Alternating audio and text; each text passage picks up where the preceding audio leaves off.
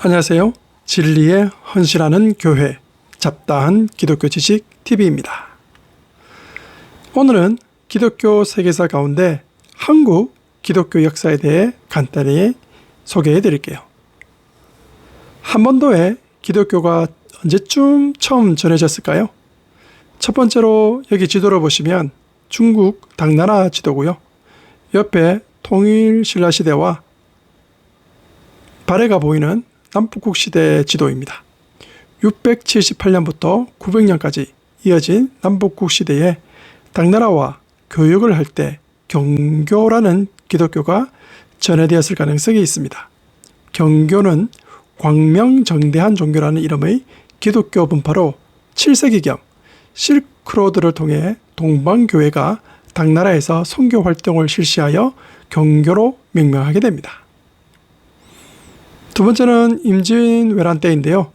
당시 큐슈 지방에 노예로 끌려갔던 수만 명의 한국인 중에 약 7천여 명이 천주교 신앙을 가진 것으로 추정하고 있습니다.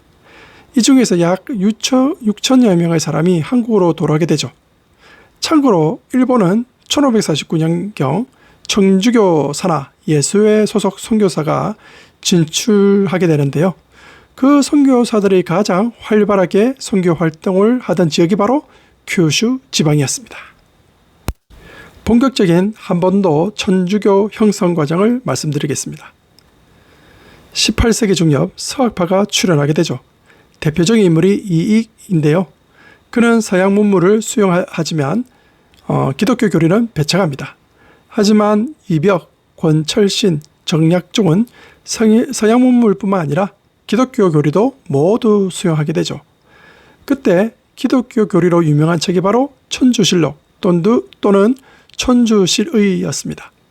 여기에는 유교의 상제를 천주교의 하나님, 천주와 동일하게 보았고요. 유교 교리를 인정하면서도 인간 영혼 불멸성을 강조하였습니다. 인간 영혼의 신령함을 중국 고전을 통해 입증했고요. 천지 만물과 인간 창조뿐만 아니라 천국, 지옥 존재를 언급했습니다. 그러다가 이승훈이라는 분이 서학을 접하고 북경에 갔다가 거기서 신부님을 만난 후에 천주교 서적을 통해 개종을 결심하고 1784년 1월 최초의 천주교 신자가 됩니다. 그 이후 1789년도에는 조선 내 1천여 명의 천주교 신자가 생겨나게 됩니다. 조선 후기 천주교의 주요 특징은 외부 선교사에 의해서가 아니라 자발적 신앙 공동체가 생겨난 것이 대한민국 천주교의 특징이라 하겠습니다. 그 이후 천주교가 조선 후기에 크게 확대되었는데요. 이로 인해 천주교 박해가 일어나게 됩니다. 주요 천주교 박해 사건을 정리해 보았습니다. 1785년 정조 9년 명례방 사건입니다. 명례방은 지금의 명동인데요. 이승훈이라는 분이 미사를 집례하다가 발각되는 사건이 발생합니다. 이때 양반들은 훈방 조치시키지만 신분이 낮은 중인들은 유배되었다가 죽게 됩니다. 이로 인해 천주교에 관대했던 정조대왕이 천주교를 사교로 규정하고 금지하게 됩니다. 1791년 신해 박해입니다. 천주교는 조상 제사를 우상 숭배로 규정하고 폐지하게 되죠. 이는 유교 제례 질서를 파괴할 뿐만 아니라 폐륜, 불효 풀충으로 여겼습니다. 이로 인해 2명이 참수되고 1명은 유배를 가게 되죠. 사실 이 사건의 배경은 서인과 남인의 정치 싸움과 맞물려 있습니다. 남인의 편을 든 정조에 대해 서인이 칼을 갈고 있었는데요. 남인이 천주교 옹호에 대한 서인의 반격과도 맞물려 있다 보시면 됩니다. 신해 박해는 천주교를 학문적 호기심을 넘어 종교적 신념으로 자리 잡은 첫 번째 사건으로 보시면 됩니다. 신유 박해입니다. 1801년에 발생했는데요. 중국 선교사 주진모 신부가 조선에서 순교하게 됩니다. 이에 황사영이라는 사람이 교황에게 알리고 서양 세력의 도움을 요청하고자 문서를 작성하지만 발각되는 사건, 즉 황사영 백서 사건이 발생합니다. 이는 조선 정부에 큰 충격을 주었고 황사영은 능지처참 관련되어 있던 정약용, 정약전, 정약종은 유배되거나 처형을 당하게 됩니다. 그리고 300여 명의 천주교 신자들이 처형당하고 400여 명이 유배를 당하게 되죠. 사실 이 사건도 정치적 요소와 연관되어 있습니다. 당시 권력을 쥐고 있던 노론 벽파가 눈에 가시처럼 여겼던 남인 시파를 없애기 위한 술수와 관련되어 있습니다. 하여튼 이 사건으로 안동 김씨의 세도 정치는 더욱 공고히 되고 조선 후기 개혁의 바람은 멈추게 됩니다. 1839년 기해 박해입니다. 신유 박해로 잠시 주춤했던 천주교는 이후 지속 확대되죠. 이에 조선 정부는 천주교를 사학으로 규정하고 사학도치령을 내려 대대적인 천주교 탄압을 지시합니다. 선교사로 조선에서 활동하던 프랑스 신부 3명이 순교하고 100여 명이 넘는 천주교 신자들이 죽임을 당하게 됩니다. 1846년 병호 박해입니다. 천주교는 아직도 사학으로 규정되어 있었고요. 이때 조선인 최초 사제로 서품을 받은 김대건 신부가 활동을 합니다. 하지만 그것 또한 체포되어 25살의 젊은 나이로 순교하게 되고 그와 함께 9명의 천주교인들이 처형을 당하게 됩니다. 조선의 세국 정치는 더욱 단단하게 되죠. 병해박해는 1866년 고종 3년에 시작되어 1873년 흥성대원군이 하야하기까지 약 8년간 지속된 조선시대 가장 대규모 천주교 박해 사건입니다. 조선은 대외적으로 서양 세력 침략에 대한 위기감으로 쇄국 정치를 추진하면서 동시에 천주교도 철저히 배척합니다. 천주교가 서양 세력의 침투 통로로 여겼지요. 또한 제사를 거부하는 천주교를 사악으로 여겼습니다. 이때 프랑스 신부 9명이 조선에서 선교를 하다 체포되어 순교하게 됩니다. 또한 수많은 조선인 천주교도들이 붙잡혀 죽임을 당했습니다. 1866년 병인 양요로 프랑스의 강화도 불법 정량에 앙심을 품고 절두산 참사가 발생합니다. 현재 서울 마포구 언덕을 가리키고 있는데요. 그 당시 수천 명의 조선인 천주교도들이 참사를 당하여 한강이 피로 물들고 잘린 머리가 산을 이루었다 하여 절두산이라 하였습니다. 이 시기에 충남 서산 해미읍성에서는 1천여 명의 천주교 신자를 생매장하는 사건도 있었습니다. 1868년 미국이 통상 요구하며 강화도 침략 사건인 신민양요가 발생하여 흥성대원군은 더욱 쇄국 정치를 펴면서 천주교를 지속 박해하게 됩니다. 8년여간 천주교 박해로 인해 죽은 사람이 8천여 명에 다다를 정도였습니다. 다음으로 한반도의 개신교 형성 과정에 대해 알아볼게요. 런던 선교회 소속 토마스 선교사입니다. 중국 세관에서 영어 통역사로 근무할 정도로 중국어에 능통했습니다. 그 당시 스코틀랜드 성서공회 책임자 윌리엄스를 만났고 그를 통해 한국인 천주교 신자를 만나게 됩니다. 그리고 미국어의 제너럴 셔먼호의 통역사로 동성하여 대동강을 통해 평양으로 진입하게 되죠. 그때 평안도 관찰사인 박 교수의 화공법으로 불에 타 자초하게 됩니다. 그 당시 조선 측 기록에 의하면 살려달라고 간청하는 토마스를 칼로 찔러 죽였다고 적혀 있습니다.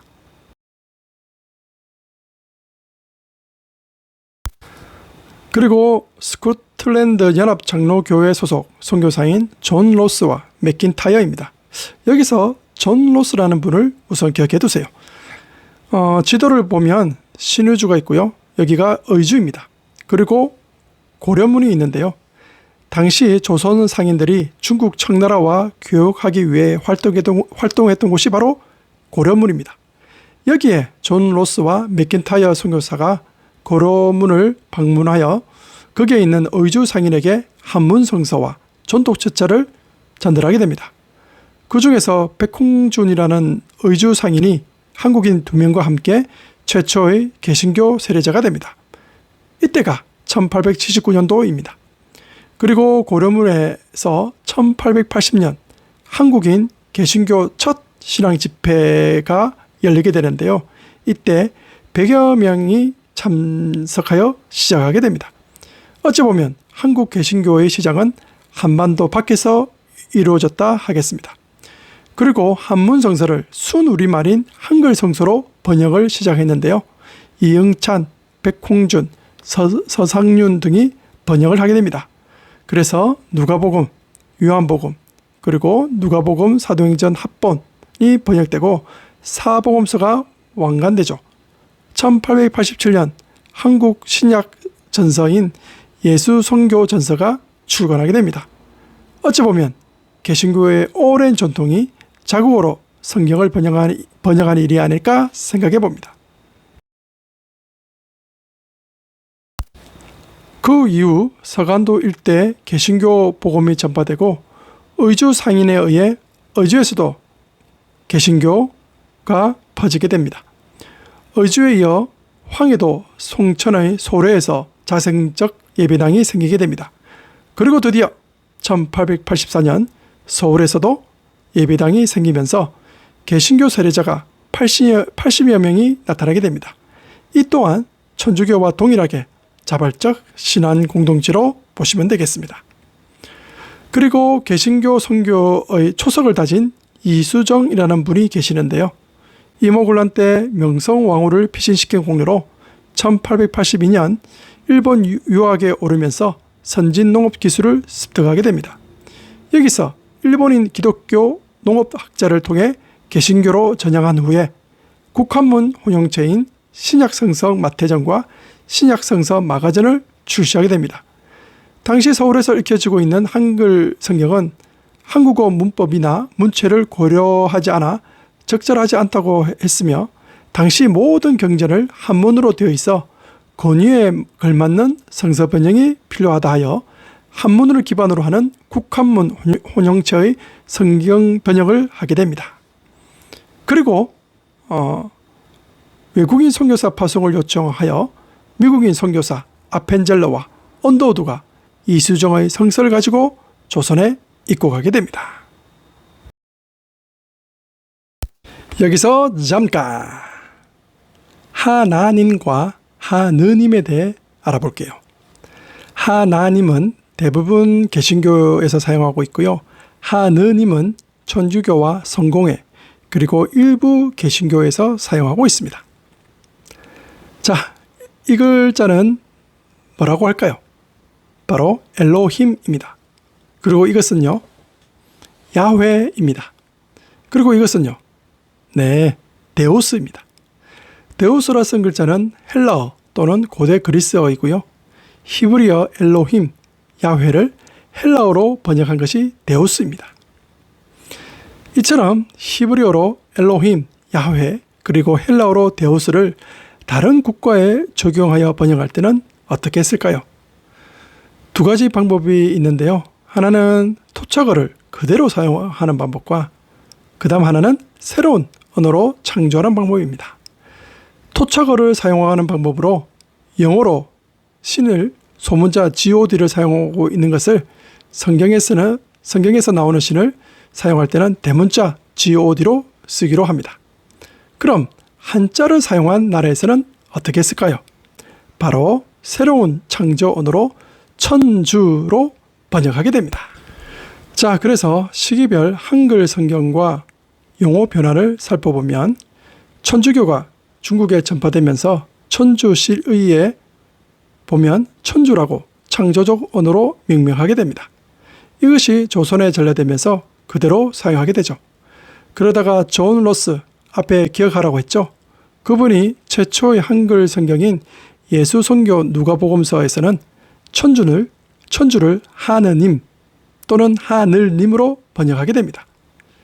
계속 하느님 또는 하늘님을 사용하다가 제임스 게일 개정 철자법에 따라 1902년 하나님으로 사용하였는데 그 의미는 하늘과 함께 유일신을 강조하게 됩니다.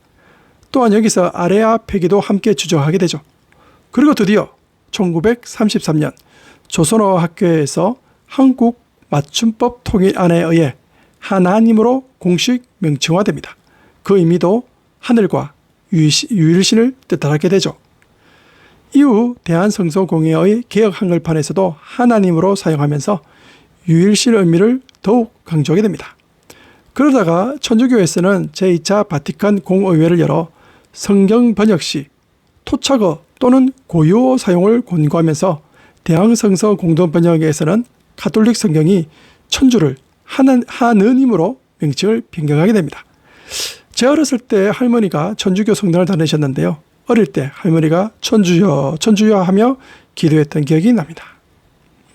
이후 표준 세번역에서도 하나님, 개역 개정판에서도 하나님을 사용하지만 가톨릭 성경에서는 하느님으로 지속 사용하고 있습니다. 대한성서공회 새한글 성경에서는 계속 유일신 하나님으로 사용하고 있습니다. 처음 엘로힘, 야훼, 데우스를 한글로 번역할 때 하늘과 님을 붙여서 하늘의 높은 분으로 여겼지만 신학적 재해석을 통해 하나님으로 사용하게 되었습니다. 하나님이라는 글자 안에는 거룩하심과 유일하심 그리고 크고 한없으심이 포함되어 있어 하나님의 의미를 하느님의 의미보다 더욱 확장시켰다 하겠습니다. 조선 개항기의 기독교에 대해 알아보겠습니다. 황해도에서는 1883년 한국인 최초 자발적 교회인 소래교회가 설립되었고요. 1885년도에는 경신학당이 언더우드에 의해 설립됩니다. 당시 경신학당은 고아원과 동시에 운영하던 교회로 이후 연세대학교로 변경됩니다. 1885년 배제학당이 아펜젤레에 의해 세워지고 1886년 스크랜트에 의해 이화학당이 세워집니다. 이화학당은 유관순 열사가 다녔었고 이후 3.1운동에 동참하게 되죠. 1885년 정동교회가 아펜젤레에 의해 1997년 세모난교회가 언더우드에 의해 설립됩니다. 1894년 제중원 이후 광해요원으로 명칭이 변경되는데요. 언더우드에 의해 세워지고 이후 세버런스 병원이 됩니다. 1894년 평양의 늘다리 교회가 세워지고 이후 장대현 교회로 바뀌게 되죠. 1897년 베어드에 의해 숭실학당이 세워지지만 신사참배를 거부하여 폐교되었다가 1954년 서울에 재건되면서 지금의 숭실대학교로 이어지게 됩니다. 조선 개항기 기독교의 역할은 교육과 의료 선교에 집중하였으며 그 당시 한국인들은 말씀에 대한 열망이 높아서 1907년 장대현 교회에서 사경회를 개최한 기간에 평양 대부흥운동이 일어나게 됩니다. 그 당시 교회 모습을 한번 보실까요? 네, 소래교회입니다. 경신학당이고요. 이화학당입니다. 그리고 평양 대부흥운동을 일으켰던 장대현 교회입니다. 한반도 개항기 초기 교회 예배당 모습입니다. 일제강점기 전 기독교 진행상 알아볼게요. 1894년 청일전쟁이 일어나고 1896년 독립협회가 설립됩니다. 독립협회는 기독교 지식인에 의해 세워졌는데요. 근대적 시민의식과 민권의식, 애국심으로 세워졌죠. 독립신문을 창간하고 독립물을 건립하게 됩니다. 하지만 고종에 의해 강제 해상당하죠. 1903년 황성기독교 청년회, 즉 YMCA가 들어서게 됩니다. 1904년 러일전쟁이 발발하죠. 그리고 1907년 1월 평양 대부흥회가 열리게 됩니다. 사실 평양은 유배지로 유명했는데요. 정치 일선에서 팽당한 사람들이 모여 살던 지역이었습니다. 그래서 제사 문제를 제외하고는 성리학과 유사하다 하여 기독교를 믿는 사람이 많았습니다. 더군다나 청일전쟁과 러일전쟁이 주로 한반도 내 평양에서 전투가 이루어져 도시 자체가 피폐해짐에 따라 천국 소망이 열렬하다 하겠습니다. 평양 대부흥은 처음에는 사경회, 즉 일정 기간 교인들이 성경에 대해 공부하거나 강의를 듣는 모임인데요. 이때 큰 부흥이 일어나게 됩니다. 평양 대부흥에 관련된 편지 한글을 읽어드리겠습니다. 사경회 마지막 집회인 어젯밤에 대한 추가로 말씀드려야 하겠습니다. 이번에도 우리는 새벽 2시까지 머물면서 남자들이 죄 고백하는 것을 들었는데 그 강력한 힘이 또 나타났습니다. 사람들은 고통으로 몸부러쳤고 국류를 구하며 비명을 지르다시피 했습니다. 한 사람씩 자신의 죄를 고백했고 그 다음에는 쓰러져 바닥에 몸을 던지고 주먹으로 바닥을 치며 하나님께 국류를 구하며 울부짖었습니다. 사람들은 하나님의 용서를 구하며 고통스럽게 울부짖었습니다. 그 다음으로 신민회가 1907년도에 세워지게 됩니다. 기독교 이념을 바탕으로 조직된 민족운동을 위한 항일 비밀 결사단체입니다. 이회영, 이동영, 이시영, 안창호, 김구, 김교식 등이 참여하게 됩니다. 나중에 105인 사건으로 해체된 이후에 국외에서 항일 운동이 이어졌고 상해 임시정부가 수립되는데 중요한 역할을 한 단체가 바로 신민회로 보시면 되겠습니다. 여기서 다 같이 한번 생각을 해보았으면 합니다. 항일 저항 운동은 옳은 것인가요? 기독교인으로서 일제강점기는 하나님의 뜻일까요? 하나님의 뜻이면 순종해야 하나요? 한 번쯤은 생각할 내용이 아닐까 생각합니다. 일제강점기 일대의 기독교는 어떠했는지 살펴보겠습니다. 이때를 우리는 역사책에서 무단 통치, 헌병 경찰 통치 기간이라고 하죠. 1910년부터 3.1운동이 일어났던 1919년도까지의 기간입니다. 첫 번째가 105인 사건으로 1911년도에 발생했는데요. 평안도 일대 기독교, 신민회, 지식층 등 항일 세력에게 데라우치 마사타케 암살 모의 누명을 씌우고 600여 명을 체포한 후 그중 15명에게 실형을 선고한 사건입니다. 두 번째는 사립학교 통제인데요.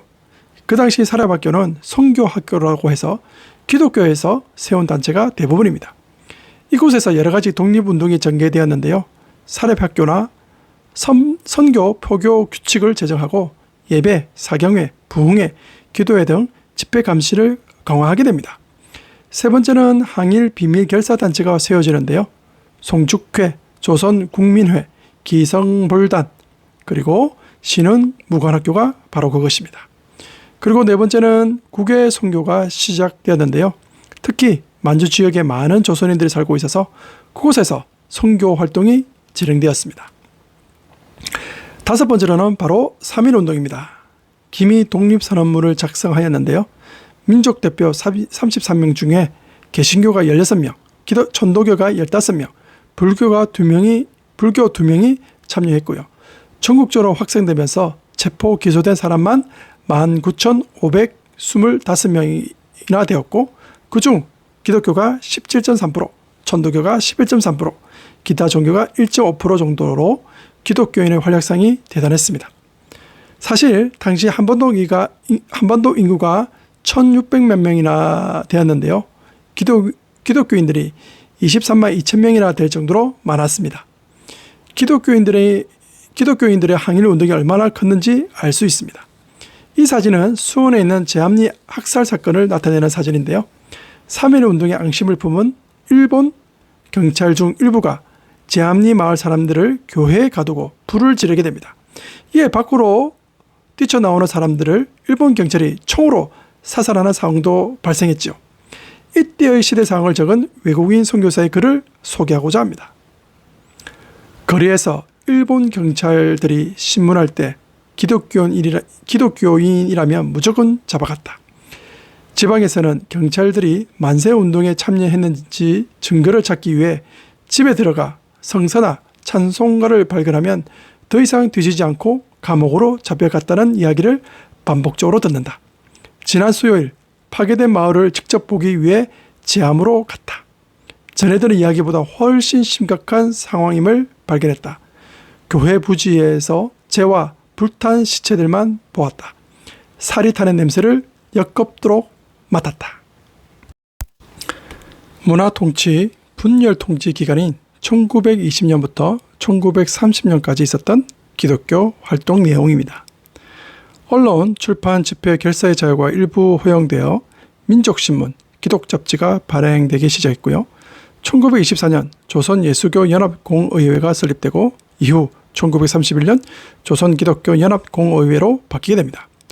그리고 3.1운동 실패 이후 국내 부흥회 운동이 증가하게 되는데요.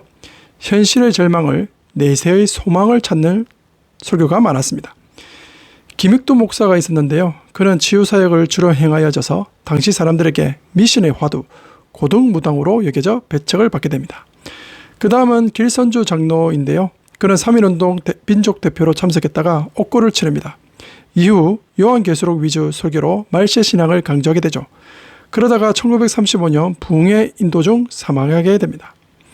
이용도 목사는 이분도 3.1운동 참여하여 옥고를 치르고 풀려난 후에 신비주의 운동에 빠져 이단으로 취급받았으며 32세 젊은 나이로 사망하게 됩니다.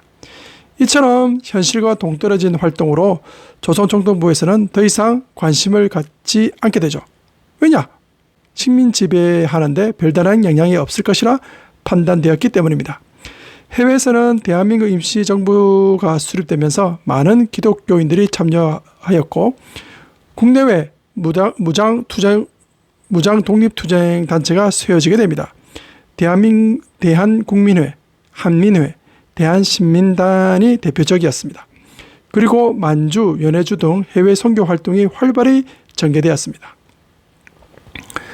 그 다음으로는 1917년 10월 러시아 볼셰비키 혁명 이후 국내에서도 사회주의 또는 공산주의 이념이 확산되기 시작합니다. 그러다가 1920년 6월 사회혁명당이 세워지면서 민족주의자들과 연대하여 기독교를 공격하기 시작합니다. 기독교는 현실을 잊게 하는 마취제이며 제국주의와 자본주의의 도구로 여겼습니다. 그러다가 1926년 10월 기독교와 사회주의자들과의 물리적 충돌까지 발생하게 됩니다. 1926년 서로 협력하여 일시 중단되었지만 1928년 12월에는 국제공산당이 창대되면서 지식인 중심 사회주의 운동에서 노동자, 농민 중심의 계급투쟁으로 전환됩니다. 이후 모든 종교를 규탄하게 되는데 특히 기독교를 강력히 배척하게 됩니다. 당시 청년 지식인들의 필수 교양으로 사회주의에 열중하게 되는데요. 기독교 지도자들 중에 사회주의를 전향하는 사람도 있었으며 기독교와 사회주의를 접목하려는 노력도 있었습니다. 그리고 선교사와 제도권 교회에 대한 도전도 있었습니다. 당시 선교사들의 추문이 끊임없이 발생했는데요.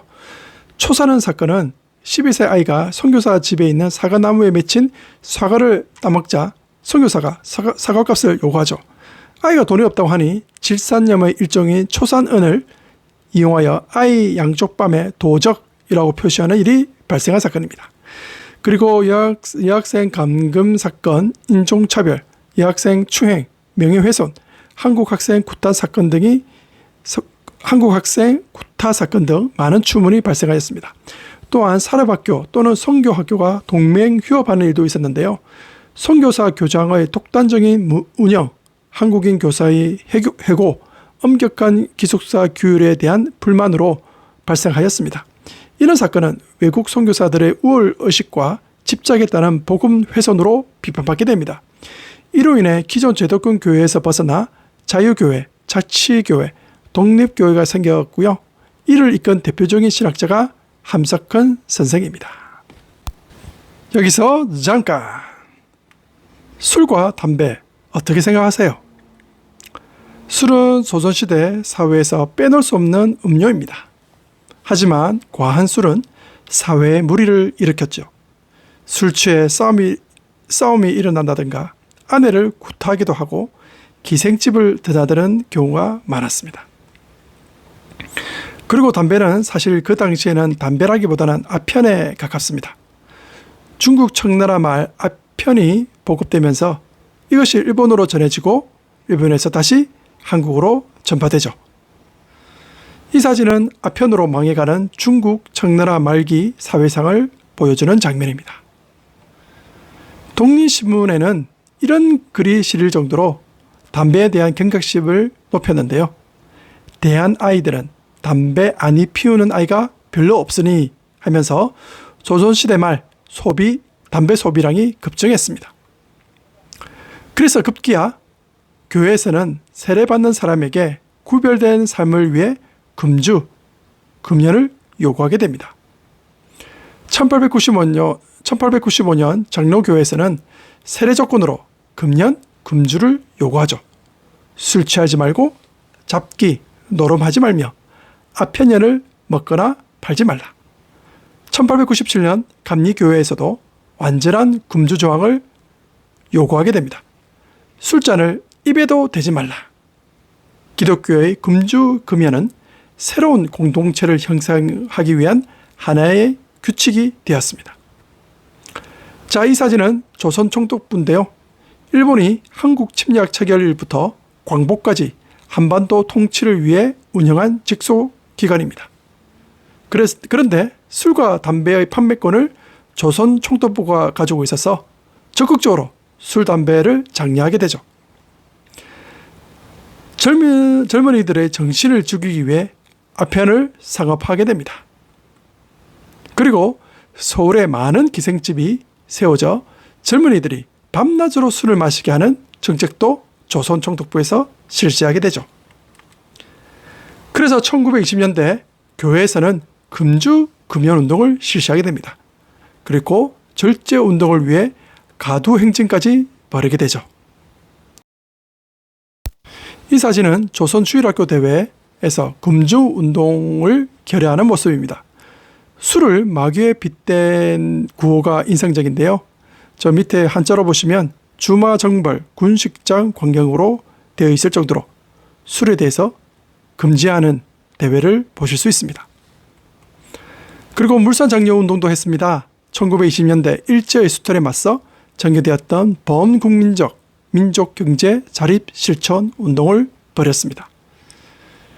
금주와 금연, 새로운 교회 공동체를 만드는 운동이 이제는 교회의 구국운동으로 발전하게 되죠. 익숙한 학습을 끌어내고 믿음의 새 시대를 연 선조들처럼 지금 우리가 버려야 할 술과 담배는 무엇일까요?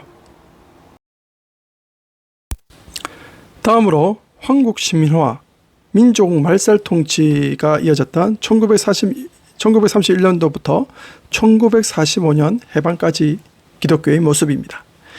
이때에는 전 세계적으로 대공황이 일어났고요. 이로 인해 일본이 저지른 중일전쟁이 발발하게 됩니다. 중일전쟁이 발생하니 물자가 필요하죠. 그래서 한국인들을 대대적으로 광선에 투입하여 일을 시키는 강제징용이 일어나게 됩니다. 위안부라는 이름으로 많은 어린 여자아이들이 전쟁터로 끌려가게 되죠. 이때 두드러진 특징은 1940년도에 발표된 종교단체법입니다. 모든 종교 활동은 엄격히 감독되어야 하며 국체를 고치해야 한다는 내용입니다. 국체란 일본 천황은 불가침의 살아있는 실이며 일본은 천황을 정점으로 하는 가족국가라는 이데올로기입니다. 즉 국체의 중심이 천황이라는 말이죠. 천황은 하늘의 후예이며 신적이고 성스러운 존재로 받아들여야 했습니다. 그리고 이것이 바로 신사참배로 이어지게 됩니다. 과연 신사참배는 종교행위일까요? 아니면 애국행위일까요? 신사참배에 대해서 불교는 교리적으로 막을 수 없으며 이미 한국 불교는 일본 불교가 장악하고 있었기 때문에 받아들이게 됩니다. 천주교의 경우 교황청에서 세속 권력에 순응해야 하는 지시가 떨어지면서 신사참배에 승인하게 됩니다. 유교 또한 애국 차원에서 인정하게 되고요. 무종교인들은 취업과 가족 안위를 위해 수동적인 자세를 취하게 됩니다. 하지만 일부 기독교에서만 신사참배를 거부하게 되죠. 이로 인해 툭 뗀 자만 2,000여 명이 넘고 200여 개의 교회가 폐쇄됩니다. 그리고 50여 명의 순교자가 발생하게 되죠. 해방 이후 정부 수립 전후 상황에 대해 알아보겠습니다. 우선 신사참배 문제로 부역자와 거부자와의 대립이 발생하게 됩니다. 교회 내 부역자들은 은폐와 왜곡에 급급했으며 고신교단을 주축으로 거부자들은 지속 문제를 제기하게 됩니다. 하지만 북한 정권이 들어서면서 북측의 기독교인들이 대거 월남하면서 신사참배 문제는 수면 아래로 가라앉게 됩니다. 현재 국내 신학교인 총신대학교는 과거 평양장로신학교, 장신대학교는 평양신학교에서 나왔다 보시면 됩니다. 이후 남한 단독 정부를 수립하고 1948년 5월 31일 첫 재헌국회가 열리게 되죠.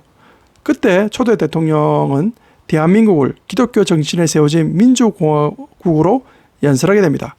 그 당시 국회 속기록 1권 1쪽에 적힌 내용을 읊어보겠습니다. 반만년 길고 유구한 역사에 처음으로 민주주의 시대를 개막하고 국회를 열게 된 것은 사람의 힘과 사람의 능력으로 이루어진 일이 아니고 우리 민족을 사랑하사 대한민국을 탄생케 하신 살아계신 하나님의 은혜와 하나님의 도우심으로 이루어진 일입니다. 그리고 기독교만 형목제도, 즉 교도소 교무과장을 목사로 임명하고요. 군종제도도 기독교만 도입하게 됩니다. 국가에 대한 경례도 머리 숙이는 배례에서 오른손을 왼쪽 가슴에 올리는 주목례로 바꾸게 됩니다. 크리스마스를 공휴일로 제정하고 기독교 민간 라디오 방송을 허용하게 되죠. 그리고 기독교계 사람들을 대거 관료로 등용하게 됩니다. 이 사진은 대통령과 부통령을 투표하는 선거 벽보인데요. 가운데 한자가 흥미롭습니다. 100만 기독교도는 두 분을 세우자 라고 하면서 장로 이승만, 권사 이규봉을 적극 지지하는 내용을 보실 수 있습니다. 6.25 전쟁이 발발하면서 많은 기독의용군이 참전하기도 하였으며 초교파적 기독교 단체가 결성됩니다. 하지만 북한 공산당에 의해 많은 기독교인과 천주교인이 학살을 당하기도 했습니다. 6.25 전쟁 후에 한국에 대한 구호단체가 활발히 전개되는데요. 기독교 세계봉사, 기독교 아동복지회, 월드비전 등이 있었고요. 의사로서 많은 환자들에게 도움을 준 장기럽 박사님도 이때 많은 의료 활동을 벌였습니다. 또한 6.25 전쟁을 일으킨 북한 공산당을 향해 월남 교인으로 하여금 남한의 반공주의가 더욱 강화되게 됩니다. 대표적인 목사님이 한경직 목사인데요. 공산주의를 성경에서 말하는 붉은 용이라 언급하면서 빨갱이라는 표현을 사용하게 됩니다. 그리고 교회 분열이 발생하게 되는데 신사참배 거부자 중심으로 고신대학교가 건립이 되고 보수파, 진보파 간의 신학적 갈등, 하나의 종교를 주장하는 세계교회연합회를 중심으로 한 에큐메니컬 파와 이를 반대하는 반에큐메니컬 파가 나눠지게 됩니다. 1950년도에는 한국교회의 부흥이 시작됩니다. 월드비전 창립자 피어스를 통해 전도 집회, 구호 활동, 교역자 수양회를 개최하고요. 빌 그레암 목사님이 1956년 서울 동대문 운동장에서 전도 집회를 가지게 됩니다. 이때 이승만 대통령을 포함하여 정부 요인, 군 지휘자, 그리고 외교관들이 대거 참여하게 됩니다. 그리고 새로운 교단도 생겨나게 되는데요. 기독교 대한 하나님 성회, 즉 조영기 목사님이 나타나게 됩니다. 또한 이단도 출연하게 되는데요. 기도원 운동을 통해서 방언, 예언, 입신, 신유 등 다수의 이단과 사이비가 출연하게 됩니다. 다음으로 교회 성장의 빛과 그림자입니다. 인구 대비 기독교 비율입니다. 1900년대 1%였던 기독교인들이 지속 증가하여 2010년도에는 29%까지 성장하게 됩니다. 기독교 인구수로 보면 해방 직후 25만 명이었다가 점점 증가하여 2015년도에는 968만 명까지 성장하게 됩니다. 전체 인구의 19.7%가 기독교인이었고요. 불교는 15.5%, 천주교는 7.9% 차지했습니다. 물론 이 수치는 2015년도 통계 자료고요. 지금 2025년도의 기독교 인구는 한 600만 명, 700만 명 정도 될까요? 전체 인구의 10% 조금 넘을 것 같습니다. 앞으로는 지속 기독교 인구수는 감소하게 됩니다. 그 이유에 대해서는 뒤쪽에 말씀을 드리겠습니다. 교회가 성장하게 된 원인은 다음과 같습니다. 우선은 군사 독재의 지속이죠. 사실 군사 독재는 미국의 보이지 않는 지지하에 이루어졌습니다. 미국은 선교사를 파송해준 나라라고 여겼고 미국의 입장에서 도움이 되면 군사 독재라도 용인합니다. 그리고 군사 독재 시절 경제 발전이 이루어지면서 먹고 살게 해줬죠. 또한 반공주의의 심화입니다. 또 권위에 대한 순복입니다. 교회는 세상 권위에 순복해야 한다고 강조하죠. 교회 성장의 원인 중 설교 강단에서의 물질적, 현세적 축복을 강조하는 설교가 많았습니다. 대표적인 목사가 조용기 목사인데요. 그분의 삼중 축복가 흥미롭습니다. 영혼이 잘 되는 축복, 범사에 잘 되는 축복, 강건해지는 축복. 우리나라 교인들은 축복을 너무 좋아하죠. 다음으로 미국 풀로 신학교에서 강조한 교회 확장 이론인데요. 사회 현상을 잘 관찰하여 집단 개종을 유도하고 문화 프로그램을 개발하게 합니다. 그래서 나온 게 전도 부흥 집회, 긍정적 사고, 성공복음, 제자 훈련이 바로 그것입니다. 그 결과로 다음과 같은 교회의 그림자가 드러워지게 됩니다. 물량주의가 팽배하면서 교인 수나 헌금액으로 교회의 성공을 평가하고요. 무리한 교세 확장이 되면서 대형 교회가 출현하게 됩니다. 그리고 극단적인 개교회주의가 나타나면서 이기적인 교회가 되어버리게 됩니다. 자, 여기 우리나라에 있는 대형 교회들을 몇 군데 소개하겠습니다. 보시면 아시는 교회도 보이시나요? 하지만 가장 순수한 신앙을 가졌던 초창기 교회 모습이 아련하기만 합니다. 자, 다 같이 생각을 해봅시다. 한국 교회의 문제점을 제 나름대로 정리해 보았습니다. 여러분도 한번 생각을 해보세요. 첫 번째로 예배당 세습입니다. 아버지 목사가 아들 목사에게 예배당을 물려줍니다. 상속세가 없으니 얼마나 좋을까요? 다음으로 기복신앙입니다. 물질 축복, 현실 축복을 강조하는 설교가 팽배합니다. 그 다음으로는 교회 대형화입니다. 큰 게 좋다고 교회 예배당도 커지고 있습니다. 이런 말이 떠오르네요.